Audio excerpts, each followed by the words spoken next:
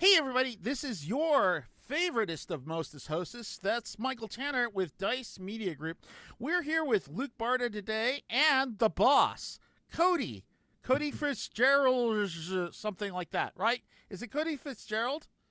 Cody Right? Fitzgerald's. I like the Fitzgerald's. That's a good way to That's a pronounce it. good, yes, I read a book about him in high school. Anyway, they call him Coder Fitzgerald's around the office. These guys are the experts when it comes to East Coast style SEO. But they really specialize in retail. But we're going to talk about how you from your basement, take a look around, how you from your basement can launch a multi $100 empire, at least, right? Something like that. We can talk about it. We're gonna do that anyway. I am just so excited to be with both of these guys, and let's just get into it. I saw that you are on your book. Your stuff is Omni Digital, right? I mean, if we, how do you Yes, guys sir. spell that out? Like, Omni Digital Group, OMNI Digital Group. It's like yes, omnipresent, being omnipresent in the world. but not ominous, just Omni, right? This Omni Yes. Yep. everywhere.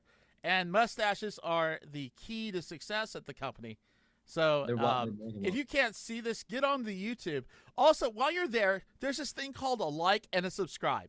You hit the subscribe first, then you hit the like, and you win a prize, mostly cash and/or prizes. Guess which one you're probably gonna get?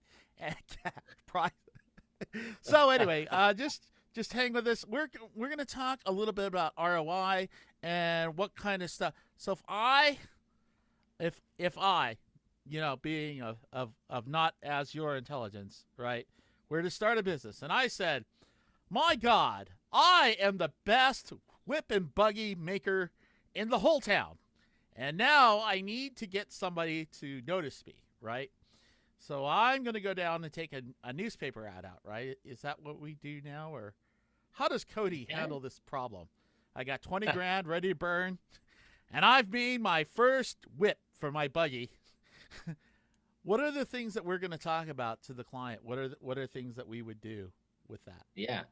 So really we operate, from a basic standpoint, we operate on a pretty simple structure. The first thing that we're going to analyze with them is, especially we developed a software that allows us to extract information from their point of sale system and use that in marketing. Their So we're going to POS, look, what right? was that? Sorry. Yep. So Point of what if sale they have a, system. a POS POS? Do you get them a new POS? POS. A piece of shit point of sales. That's pretty good. That's pretty good. We have run into a couple clients where we ran into one client. They said they weren't even a client. They were a prospective client. We were just calling. That had like 70,000 people in their point of sale system, but they said that there was no way to access it. And I'm like, they don't even understand the gold mine that they're sitting on.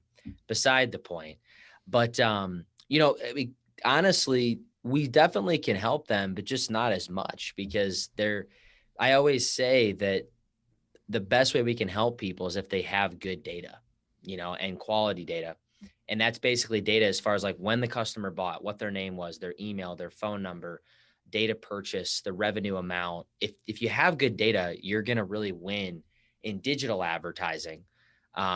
If you only have, say, like the person's mailing address, but you have none of that information, you can definitely send them direct mail and things like that. It's just very expensive. So what we help a client with is look at their data and their point of sale system. How can we use that, whether it's through email marketing, text message marketing, or Facebook and Instagram, the 4 platforms that we really help people with. And then on top of that, we really help them assess, okay, how can we help you get new customers? And then how can we help you get your existing customers back in? That's kind of our pitch in like a 30-second nutshell when we're talking with people. So we're going to get new customers, right? And we're Yep, going to get people to come back into the swimming pool with all the piranhas, Yes, exactly. sir. venereal disease, whatever. No. Anyway, so we're going to get. Exactly. So let's say okay, now I more seriously, most businesses, they're in COVID right now. They are Yep. what we in the suckage zone, and to be honest, they even if they are a restaurant and they're delivering, they're getting 40% of the 90% they weren't making it on, and they say, guys, we need the Hail Mary. What I sell chicken pops, okay? Cheesy poos. I sell a lot of cheesy poos. What are we going to get them? What is the first thing that you're going to ask? What are some of the things that we ask? I mean, when we are onboarding a new client, we talk to them about, okay, what are the specific products that you really want to push? If it's cheesy poos, then we'll talk about, okay, who is your ideal customer for that specific product?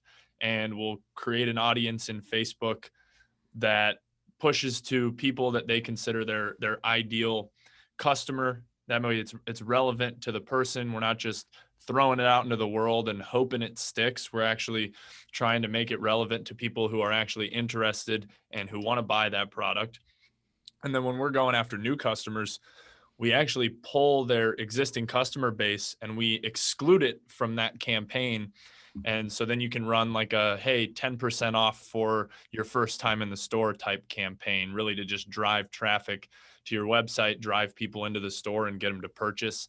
And that way your existing customer base, who we're also targeting with a different campaign at the same time, they won't get that discount because they've already been into the store. It's just another way to get new people to come in. So actually, if I have a campaign, I want to target different segments of my market. I want to have multiple campaigns. And Yes. doesn't that get to be more expensive to do it that way? Basically, like the way that we structure the campaign is to keep it really simple. Is like on Facebook, you can choose an objective. So, do you want them to watch a video? Do you want them to like, comment, share? Do you want them to go to your website? Like, whatever you're trying to get them to do, the action that you want them to take. And then within that, the audiences are next. So there's really only three parts to any advertising. It's what do you want them to do? Who are you targeting? And what are you showing them? I don't care if it's Facebook, the paper, whatever it is. So then in that next segment, where we're picking the audiences, at least within Facebook, I'm not sure about Google, but at least within Facebook and Instagram, you choose your budget at the campaign level. So let's say you wanted to spend $10 a day, $300 a month or so. You can spread that across the audiences evenly. Let's say your new customers and then your existing customers. And then the ads that drive the lowest, say, cost per click, you're trying to get them to your website, will be shown. So it's not necessarily more expensive. It's just all in how you structure the campaign. But if you're running multiple campaigns, yeah, it's definitely going to get more expensive, not necessarily more audiences, if that makes sense. So if I'm running a campaign, and I say, well, look, I, Facebook is everybody, right? Mm-hmm. But isn't it better for me to run, like if I'm a business, to run, if I want to reach businesses, run a campaign on LinkedIn, or let's say if we're genuflecting, shouldn't I, I want to get more girls, so I go on Instagram, right? Or how does that exactly work for somebody? Because a lot of people, they don't have this. This is their $500 is their whole advertising budget for their month. If they're lucky, a lot of times right now, small businesses especially are having a rough time of it. How do we say how much can I afford, right? Mm-hmm. And where we're going to put this, because we may only get one chance at this, right? This is the 8 Mile. Yeah. So I mean, $500 in 1 month inside Facebook will actually get you more than you might think. I mean, we've been seeing probably an average of 8 to a 10x ROI on people who are spending anywhere from $300 a month all the way up to $4,000 a month. And that's pretty consistent, that 10x range. So if you put $5,000 into Facebook and you structure the campaigns, at least the way that we do, chances are you're probably going to see that $5,000 in revenue come out on that. So it's a good place to start, and then be able to maybe pull more from that revenue in the next month and raise it a little bit, and just continue to build up on that ad spend as you see the results increase and increase and increase. And we tell people when they first start working with us, if you don't feel comfortable jumping in at 1,000, 1,500, whatever, start at that 400 to 500 range a month, and we'll only run one campaign, but then you'll be able to see the returns, and then it'll pay for itself because you can just keep compounding it the next month and the next month.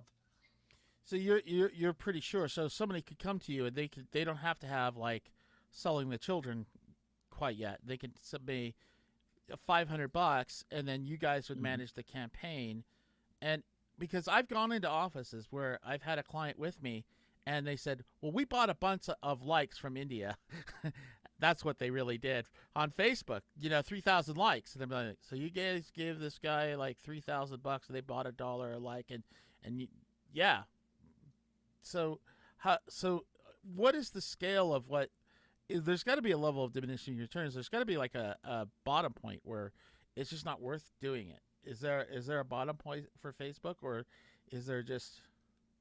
We have yet to find it. I mean, like I said, we have people that spend anywhere from $300 a month up to $5,000. We've had people do like a 1 month campaign where they put $6,000 into it, and the returns have continually been exponential. And we have yet to hit that point with any of our clients where we see more money actually diminishing the return. So I hope one day we figure out where that cap exactly is, and that would mean that our clients are spending more and more and more and more and more and making more and more money. But like I said, we have yet to find it. So it's over $6,000 for sure. Well, and I think it also depends on the product. It depends on the your product. geography. So let's say, like in Utah, we have a seasonal thing, right? There's a lot of seasonal products, right? For example, well, pumpkin spice is year-round now. I don't know why, but anyway, we have a seasonal thing, and then so let's say I've got my snow shovel ready, right? And I know it's gonna snow in November. It used to snow by October 9th. It was guaranteed. October 9th, you'd be pretty miserable in some parts of Utah. What kind of a lead time do I need, and how long am I going to have? How should I invest in my campaign? Should it be more during? You understand what I'm saying? So, do I start advertising 90 days out? How do I get top of mind? How do I let them connect? Or a pest control company or something like that, where there's definitely better seasons than others, or a car wash company, So yeah. What kind of thing would you suggest for something like that? Yeah. I mean, I'm trying to think if we've dealt with any really seasonal, where, I mean, I'd have some ideas, but I'm trying to think if we've had any like real life examples. I mean, as far as for a seasonality standpoint, I think it's changing up the verbiage, the ad copy would be a great idea, because naturally it's like if a swimming pool is opening up, even running ads right now, we're in Iowa for April. I mean, no swimming pool is going to open up for at least a month, probably a month and a half, but you could run like a pre-pass deal right now where, if you book your shoveling service, your pest service, your summer pool pass, now you save 20% versus when you wait till the actual season of pest control happens, you're going to pay full price or whatever the deal or the offer might be. Obviously we see that happen a lot of time where it's like pre-release deals on whether it's movies or music or, whatever. But yeah, I think it's definitely knowing your buying cycle and when your customer is most likely to buy, and then reverse engineering that and looking at the timeline. Do you guys set up people from zero, like they just want to have a business, and then help them pick their business, or do they already have to have a set business in place? So, because what I say is pick your customers that you want, and then we'll get you a business that you like, So yeah, I mean, we primarily work with established retailers. I'm trying to think again if we've ever worked with brand new. I don't think we have. And the reason being is just because, I think as like a business as us, you got to know your bread and butter. You got to know what you're good at. And if the opportunity arose that a new business wanted to work with us, I wouldn't just turn them down. But, our fees are definitely, I think they're like average in the industry. They're not really cheap, but they're not like super expensive either. Is it like 12% or something, whatever the ad buy is, then you take a percentage off that as a manager? We just charge a flat fee. Okay. just a flat fee of $1,000 a month. So if you're doing $6,000 a month in ad spend, we're still only going to take 1,000. If you're doing $300 a month in ad spend, we'll take $1,000. We just charge a flat fee.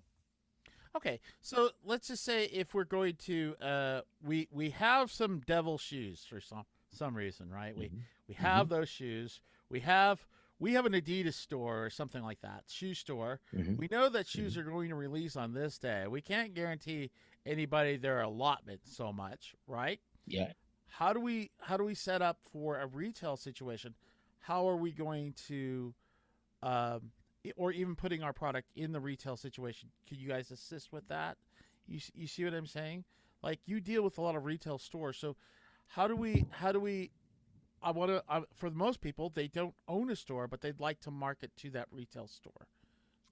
Yeah, something that we've actually done in the past is similar to that. Somebody had a bunch of stuff sitting in a warehouse that they wanted sold. And so what we went ahead and did is we had them send us pictures of all the products. We set them up with a site on a platform called Shopify, which is essentially just an e-com platform. And then we actually marketed. Shopify connects very well with Facebook. So we were able to run Facebook ads from their inventory and start selling their products. And they didn't really have a brick and mortar location or anything like that. They just had a warehouse full of crap that they wanted gone, and we helped them sell some of it. So that's another opportunity too, to just go full e-com. But for our actual clients, we tend to push more of the in-store stuff because we can connect with the point of sale and actually track those offline conversions as well. It just, we see it be more of a revenue driver than the e-com still. Yeah. So okay. So we're in a different environment. We will be in a transitional environment soon. What normal now is like what we're doing right now. We're staying at home, or we may go to the office and wear our masks or not. Right. You never know. Um, like I personally had COVID. So I don't worry about it as much. I still go out when I go outside. I have to have masks. But obviously, in stores and other things, for safety in different parts of the country, you're going to have a situation where people are going to be wearing masks where they have to not space in together so much. How do you set up? How are we going to market to these people? Where it goes back to being normal. How do we get them ready to be normal again? Is there something that you guys are doing, or is there anything that you're preparing for? Or I is think we're just, yeah, I mean, I think we're just seeing our customers just doing very well right now. Because we have customers in probably, I don't know, 10 states minimum, maybe 15. And they all range from pretty closed states to pretty open states, as far as even with mask mandates and things like that. And I think everybody's doing fairly well right now, just because people are just ready to start shopping again, like with our clients retail wise. They're just tired of being at home, shopping online. They want to get out, be about. And yeah, but I don't think we're doing necessarily anything really different for that transitional time, or like them actually being open. so stores are doing relatively well right now. And Hmm. was there any kind of bump? Did you notice any kind of bump, like when they got a stimulus checks or anything? Was there? Yeah, I think the month of March was really good for all of our customers. I think it also too, in the shoe space, it's just March, April, May. I mean, really from March till like very beginning of winter, and even winter, depending on the type of shoe, is going to be really good because it's changing seasonality wise, as far as like new spring product is coming into a lot of our customer stores, new releases. So it's been really, really good from that standpoint. Yeah.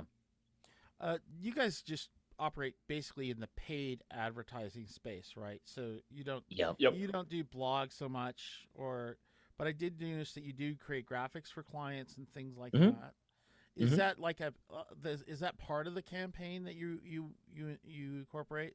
So if somebody comes to Yeah. you, they say, I'd like to set up a campaign," and then you say, "Okay, uh, but we're 100% in charge," or how does that work? Do they get any input, or you understand what I'm asking?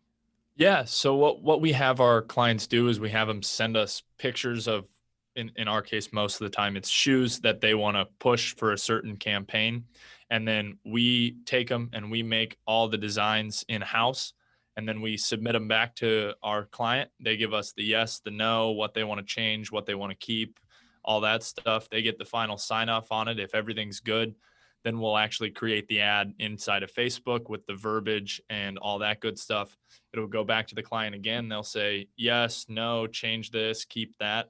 Once they give us the final okay, the ad's launched and they're live. So we kind of let them decide throughout the whole process, and they have full authority to say what they like and what they don't. But for the most part, we like to keep our design work very simple. So I feel like most people are okay with the designs that we push in our ads. Okay. Speaking, it can be kind of touchy you never know what kind of person could be offended on Twitter or Facebook or anything.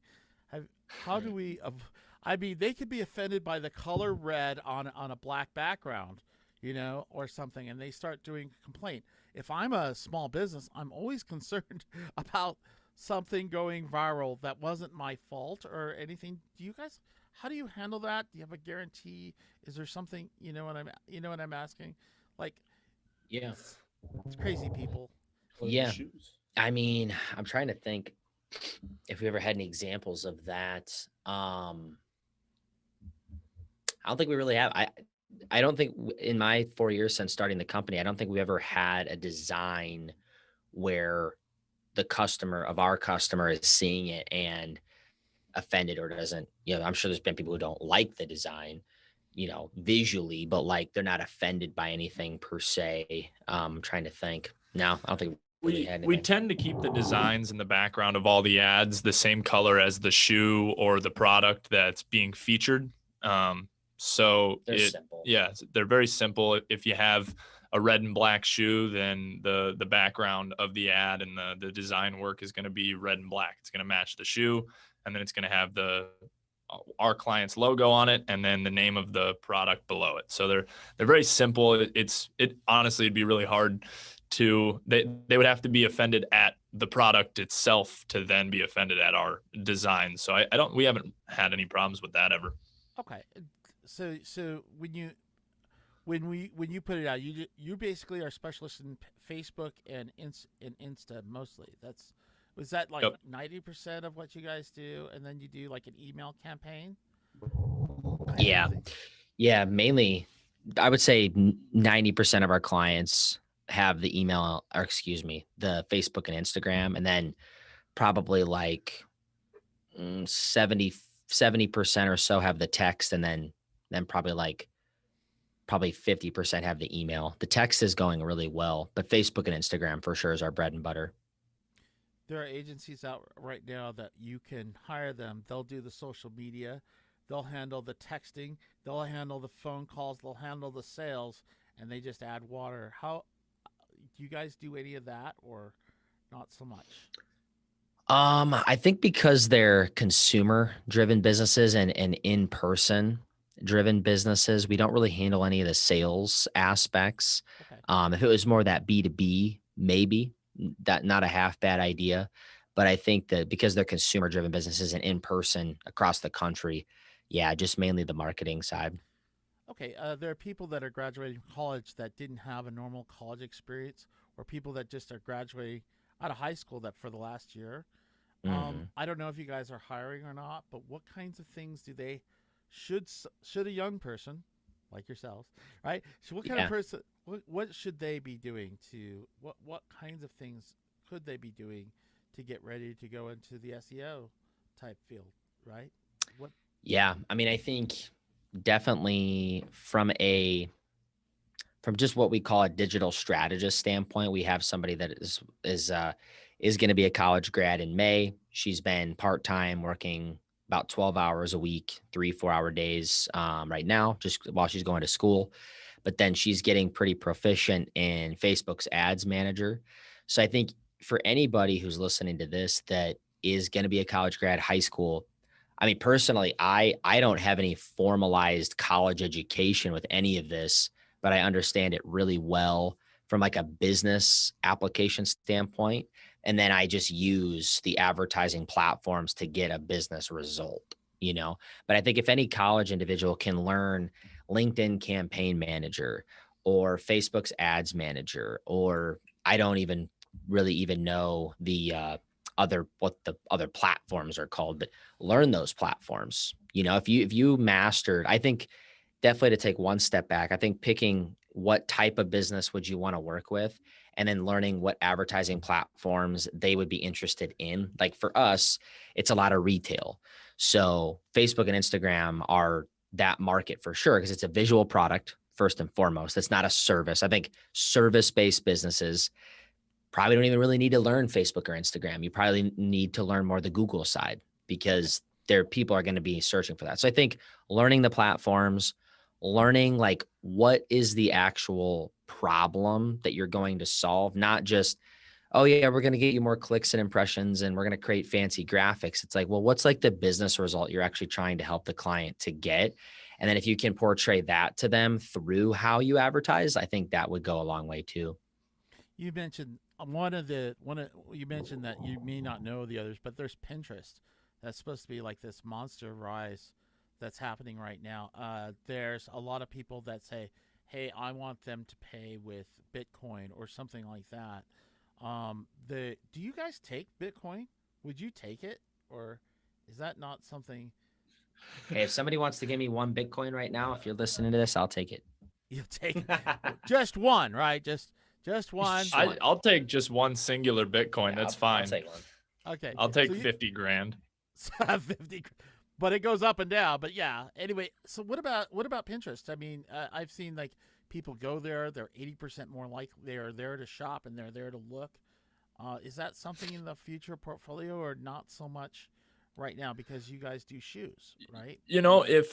If a customer of ours or a prospective client of ours were to tell us, hey, I'm really interested in this, and if you guys can do it for me, then I'll be a client. Well, I'll tell you what, we'll learn it and then we'll do it. We haven't had anybody ask us about it, and it's not something that we're going to push, but our philosophy is always, if a customer asks if we can do it, we say yes, and then we figure it out and we do it for them. So Are colors different on the internet? Like if I put blues or yellows, because when I went for communication school, they had all these colors, like yellow and black are really good. Other things, are there colors that people won't click on? Are there any things that I should look for when, you know? Um, I mean, I think naturally the products that our customers sell is going to be the highlight of the graphic. So it just depends as far as like, I guess a graphic is mainly going to be product driven versus color driven. The background, depending on if we put a background on it, if it needs it, like if it's just what a lot of our customers call like a lifestyle image, where it's just somebody like running, say, or using the product, we'll just include that. But yeah, I've never really had like an incredible amount of experience with like this color just doesn't work, because we're just so product driven. But no, I haven't really had any colors that haven't really worked. He I wanted think to as long say as it's something. visually. What was that? I'm looking at your buddy next to you. He was going to say something, and then Ooh, Luke's well, always got something to say. I was literally just going to say the exact same thing he did, that it depends on the product, whether the ad performs better or not necessarily the color scheme of the ad itself. Yeah. okay, let's give a regular type of thing. This happens a few times a month for us. So there's a photography guy, right? He wants to sell whatever events, and events is hard. That's just hard right now, right? We have There's usually like a photography guy or somebody who wants to set up a website, do all that. Are we setting up on Shopify right now? Are you what would you lean into for that type of general type of person, right? Are you talking about somebody who wants to sell their photography, or Yeah, somebody they who want wants to to sell have like they have the a service. services? Yeah, and then there's products with it, because when you do wedding, then they can buy photos. And are you married yet? I'm not, no. I'm not either. Okay. You're gonna find out when she puts that ring on. It says, one to bind him, one to control him, one to fulfill, one to go shopping for me. I don't doubt that. And then your ring will glow and your phone will go off like you're thinking you're gonna go do something. But is there something that you think would be for service, because you guys do products? I know that you do products, But if you're doing a service or a product, if you're doing a product, then like that's a service mix. So it's half the product.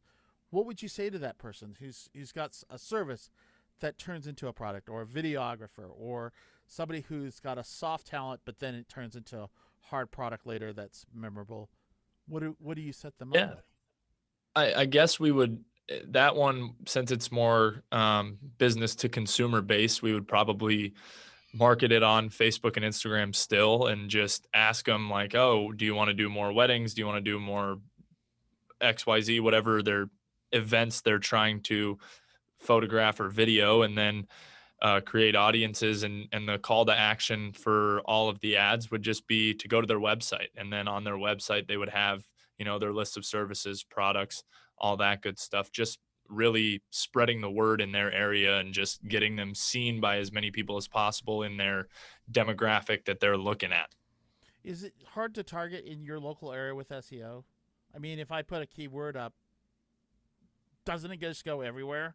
Don't I have to capture I have to be like on the first page nationally to get anywhere? Some people say I have to be in the first top 8 after the advertising, of like if I'm a mortgage guy or whatever type of thing. We don't do much really with the Google side. We primarily just focus with Facebook and Instagram. So I can't really speak to the SEO side, but I know on Facebook, it's pretty easy to target very hyper local. So I could target a 1 mile radius around your house, for example, and just show people within 1 mile of your house that are 18 to 20-year-old males the ad, and I could exclude everybody else. So you can get very in depth on Facebook. On the Google side, like I said, we don't really handle that much, so we don't really know much about that. Okay. So is that also a trap too, that you because you're being so hyper focused, you might miss some people? Or do you do a study about that? How do we determine the usually we have 2 targets in a campaign. How are we going to determine that? We can do a couple different things. One of those things is pull all of their customers from their point of sale system. And then inside Facebook, you can create what's called a lookalike audience. So it'll match people up that are similar in nature to their customer base and only advertise to those. And you can pick a 40-mile radius around your store, 50, whatever it may be. Let's say, you're in a smaller town and there's a really large city 20 minutes away. Well, maybe you want to just focus in that city and target a certain demographic of people or whatever. We run different campaigns for really whatever the client's goals are for that year, that campaign, whatever they want to do. We do different things for every one of our clients based on what they want to push and how they want to push it. Okay, we're going to come up to a break here, and I just want to say Omni Digital, right? And, yes, sir. And what state are you guys in? We are out of Iowa City, Iowa. Iowa City, Iowa, where the corn is great and the steaks where the corn better. is amazing. I've been to the steak, and then the fair is out of this world. So the Iowa State Fair is one of the best in the country. What is the most evil thing that they sell at the Iowa State Fair for food? What would you say? Deep fat fried sticks of butter on a stick. Stop it. He's saying, stop it. Stop it. I have. Stop them. Yes. What? They have deep fat fried Twinkies on a stick, deep fat fried sticks of butter on a stick. Yeah, they go crazy at the Iowa State Fair. Anything you can think of is probably fried and on a stick. Okay, and the boss, what is the most evil thing that they sell at the fair? What's the most evil food that they have there that you can't resist? I mean, those turkey legs are pretty evil. The big ass turkey legs are good. Turkey How legs. big are those turkey legs? Are they like, They're about a foot long. Yeah, they're pretty big. They're a couple pounds of turkey legs. You feel like a barbarian just biting into them. Hey, this is Michael Tanner. I am with some great guys today, and we are talking at Dice Media Group about SEO and other things. If you need some marketing, if you need some time, if you'd like to get on with some of the guests, if you need to call them personally, there's going to be links at the bottom. Just make sure you hit subscribe and like, and we'll be right with you in just a few minutes. Hey, we're back here with Cody and Luke, and we're We're just hanging in here the last of the afternoon. It is East Coast time there, but it is always 6 a.m. here. So we will finish and get going. Hey, guys, if I want to start a business, if I'm an entrepreneur, if I'm anything like that, what's the hottest market that I can possibly be in right now? If I'm looking in the next 2 years, what would you say is the hottest thing that I could be in that now is the time to strike? The hottest thing you said? Yeah.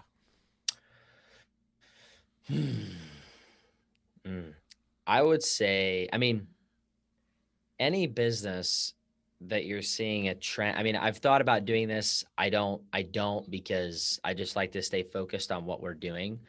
But I would say any business where you see a trend happening and you can source the product, whether it's, I mean, the cliche examples like a China, a drop shipping, whatever, and set up a micro e-commerce website to move that product is hot because people are buying more and more goods. I think because of COVID, it made way more people comfortable buying things online. I think I saw a McKinsey study where I think where we're at right now with people buying online, I think sped up about 10 years because of COVID, like the percentage of people. So I think anything you can do online, find your passion, find what you like, go study that market. Don't just jump in and go buy $10,000 worth of product. Study it, know your market, know where you're going to advertise, know how to source the product, et cetera, et cetera. Set up your website, know your advertising. I think that would be hot for anything. A little broad, but definitely anything e-commerce. So what about you, Luke? Do you have the same idea, exactly what the boss said? Or I would say that's if you're looking for something that's going to be fairly low startup cost in relation, you don't have to, buy a storefront. You don't have to spend money on buying a building for your restaurant or rent or anything like that. So if you're just some person that thinks they want to start a business and they're not looking to go out and get a bunch of funding, then definitely the drop shipping or the e-com is a way to go, as long as you master your target audience and who you want to push products to and you market it correctly. Then I see that being pretty successful with low overhead. Otherwise, similar to the industry we're in, start an online service business. That's the only overhead you have at that point is who you pay to help you out. Go master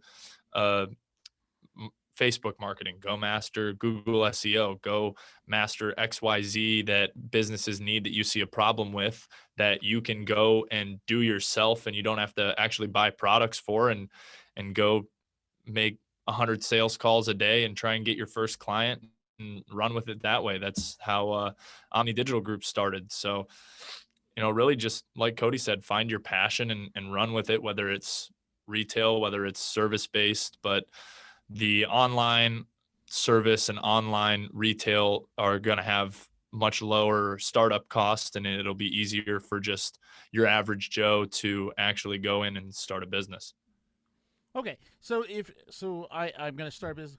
Do you for your business, you think that it's highly valuable to go to college right now, or can I skip college and just I'm 18 years old and I want to do this now? Can I do that? I mean, my personal views on college are it totally depends on the industry. I mean, if I'm going to the hospital and getting a surgery, I definitely want that person to have a college degree. But if I'm going to go work with somebody that does digital advertising, I just want them to be knowledgeable with digital advertising. I don't necessarily care if they have a college degree. So I guess if you're looking to go start your own business and it's something that you're going to go in and work your ass off and not let it fail, then if college isn't for you, college isn't for you. But I still think there's definitely value in the college experience per se, but at least in the field we're in, I'm not going to use my college degree really. I'm going to use things that I've picked up, on the job and just the stuff I've learned from working here and being able to market our clients' products. So it's definitely a trade. Cody, as an entrepreneur, are there any things that you think that we could do policy-wise, or anything that would help your business do better?